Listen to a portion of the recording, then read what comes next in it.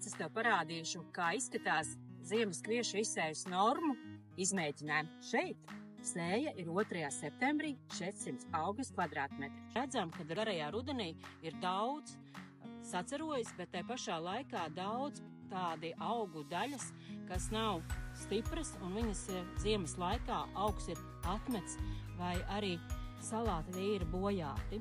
Tagad paskatīsimies, kā ir sacerojis Bright 20. septembrī sēts ar izsējas normu 400 augus kvadrātmetri.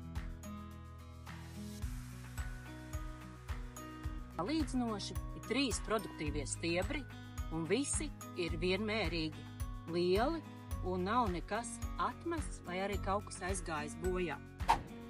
Esam pie ziemas kviešu Bright sējuma, kurš sēts 8. oktobrī ar domu pārbaudīt, kā cero tik vēlu sēti ziemas kvieši. Piebildīšu, dīkšana notika 3,5 nedēļas. Redzam, ka dažas sēklas ir sadīguši ļoti labi pārziemojas, ņemot vērā, ka ir bijusi silta ziema, augi ir izveidojuši spēcīgu centrālo un 2 mazāk attīstītākus stiebrus. Šobrīd esam uz slāpekļa papildmēslojuma efektivitātes novērtēšanas lauciņiem. Pērn mēs arī sākām šo izmēģinājumu, un šobrīd jau var redzēt 0 lauciņa krāsojumu un 1. papildmēslojuma slāpekļa izmēģinājuma lauciņa krāsu.